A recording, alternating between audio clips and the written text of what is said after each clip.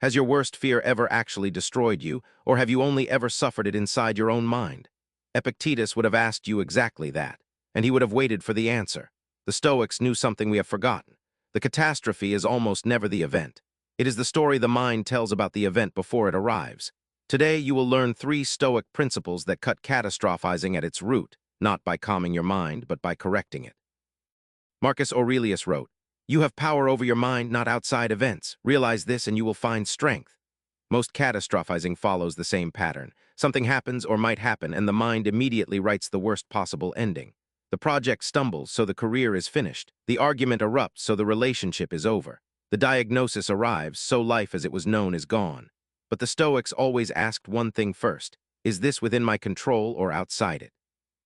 This is not a passive question. It is a surgical one. It forces you to locate where the actual problem lives.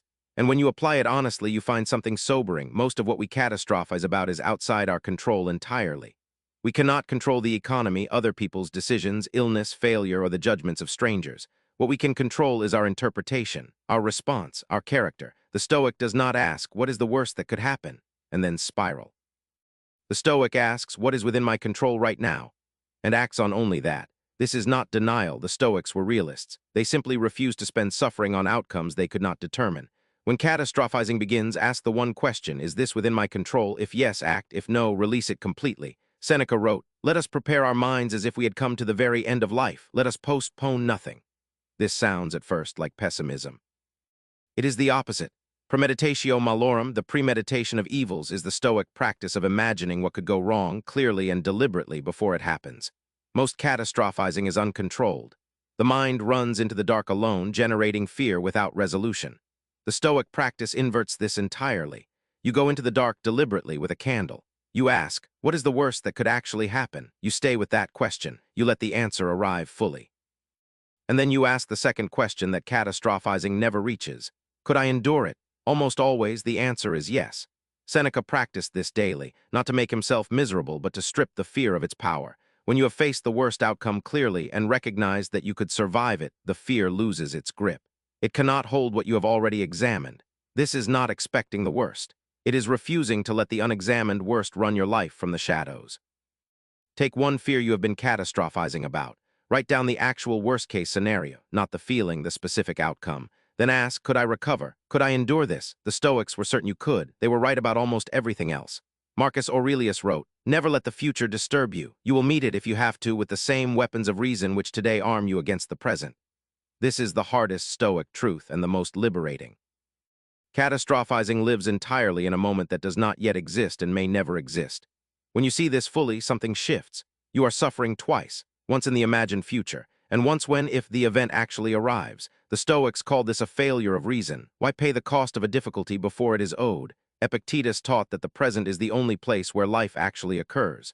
The dread about next month's outcome is not happening next month. It is happening now. And now you are choosing, though it may not feel like a choice, to be present to a catastrophe that has not come. The Stoic practice is simple. Return to what is actually in front of you. The real, present, workable moment. What is required of you right now? Not in the worst case, not 6 months from now, right now. This is not avoidance. It is precision. The future will come with its own demands. You will meet them with whatever wisdom and strength you have built by living the present honestly. The catastrophe you fear is rarely in the room with you. Stop letting it take your seat. If this reached something in you, there is more. Every day on this channel, Stoic philosophy is translated into the language of modern struggle. Subscribe and you will not miss what comes next. The Stoics believed philosophy was medicine for the mind. Come back for the next dose. Here is your challenge for today. Identify one thing you have been catastrophizing about this week. Ask the 3 Stoic questions. Is it within my control? Could I endure the worst outcome? And am I suffering now for something that has not happened? Write the answers down. Epictetus said it plainly. Men are disturbed not by things, but by their opinions about things. The examined life begins with examining that opinion. Start now. SEOTAGS.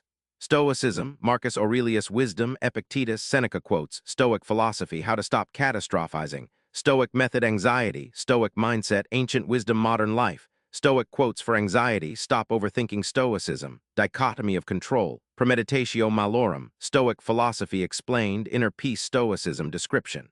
Most people catastrophize because they've never been given the Stoic alternative. In this video, you'll discover three powerful principles: the dichotomy of control, premeditatio malorum, and the discipline of the present moment, that Marcus Aurelius, Epictetus, and Seneca used to stop fear before it could take hold. These aren't motivational tips. They are ancient tools built precisely for this kind of suffering. The Stoics understood that the catastrophe is almost never the event. It is the story the mind tells before the event arrives. Learn how to interrupt that story using the same logic that carried Roman emperors and freed slaves through real hardship. Subscribe for daily Stoic wisdom that cuts straight to what matters. Stoicism, Marcus Aurelius' Stoic philosophy.